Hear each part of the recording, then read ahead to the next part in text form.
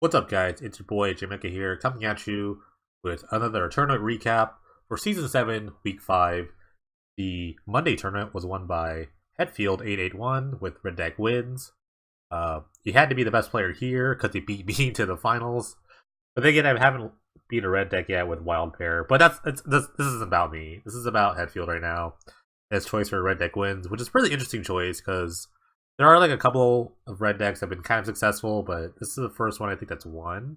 Well, other than like Ice Goblins like red black, but I could be wrong. I'm probably wrong on that. But anyways, we haven't seen this deck a lot in a while, so Hetfield brings back a nice choice, and it's got some interesting choices here. Some I like, some are just more interesting. So let's just dive right into it.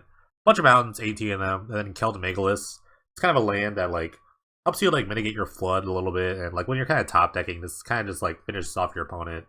A lot of times I've noticed that like red decks will just kind of get them at like really low life total, but can't really finish jobs. So Megalus does that. A fun trick that I feel like nobody does is that when you have 0 cards in your hand during your upkeep, it's probably just best if you have a lot of lands.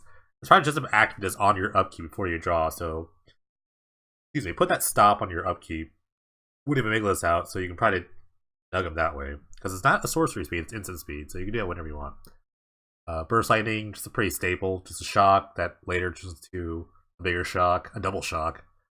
Falcon the Gorger kind of joins Village Messenger, and Rakdos Cackler is another 1-drop here. It's a 2-1. Basically, it's a 2-1 for 1 mana with no real drawback. Actually, no drawback at all.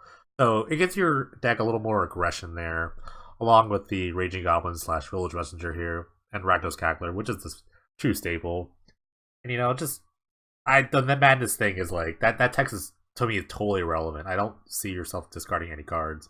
Unless like you're playing against some like random deck that just like makes you discard cards at your own will. Then if you already have the one out, maybe the second one you can get for free for 1 red. Who knows? But it's a 2-1 for 1, and that's like a big staple in these red deck wins. That's getting on the field early and attacking early.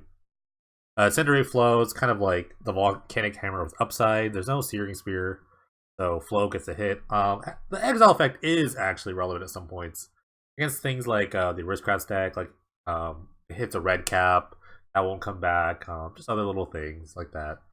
Apocryphite hits that, it won't come back. Kendrick's Fordmaster is an interesting guy. I think like Luke S. Vienna has been like introduced us to this card. Hard to block, and I think that's the kind of the theme. Is like most of these creatures are hard to block in certain ways, and because this whole just paying guy. So like early on, you can't really trade. It doesn't really trade that well early on. Later, it's just kind of okay. Stormblood, another like hard to block guy. Bloodthirst is pretty awesome. You easily go like turn 1 dude, turn 2 attack, Stormblood for 3, and all of a sudden it's a huge clock. It's like like 5 power in turn 3, so pretty not bad. Browbeat's a really interesting choice in the punish mechanic there. No one ever really wants to take 5 damage for 3 mana, so they'll probably always give the red deck 3 cards, which is a scary proposition.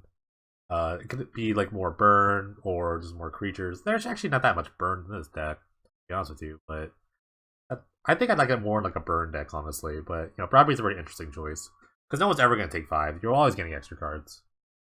Chandra's Phoenix and Bogart Ram Game, both like the hasty guys at 3. They do different things. This flies and just kind of comes back with your burn. But there's a little less burn in this deck, so you're not going to get that recursion as much. Ram Game, pretty awesome.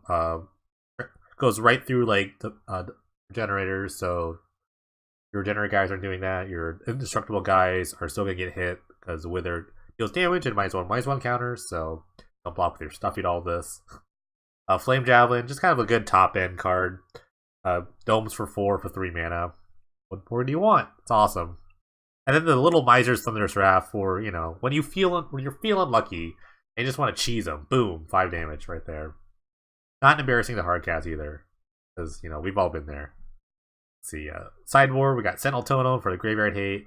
Curse Scrolls, a little extra Curse Scrolls for like other like red deck mirrors. You just want to like kind of like grind out the advantage. And Curse of Scrolls really good against. Also takes out of like any random pro red deck threat that comes your way. Blaze is pretty interesting. I guess that's for like a longer game if you think you're gonna go long, or maybe your creatures are just gonna get like stuffed by like other ground creatures, so you just board and more burn. Bullshock Refugee for the mirror match. Pro Red's pretty strong. Exit Million Mortars for just extra creature matches. Oh, it's Archer. Archer is pretty great against the green decks. It's always a 2-for-1. You can always get like a Finnorn Elves and Overfellows with an Archer, so it's pretty amazing. And then Magistrate, extra removal when you need it. Especially good against aristocrats, more exile things like that. Yeah, I mean, red deck's always solid. Like in any format, there's always a red deck, so it's always a solid choice to play a red deck. It's not completely embarrassing in any Penny Dreadful format. I mean, it's been the bane of our existence in some formats, but right now I think this is about like as even or as like base level power as you can get for red deck. So if you want to check out this deck list or all the other deck lists from this competition, there's a description. There's a link below in the description. Thanks for watching. I'll catch you next time.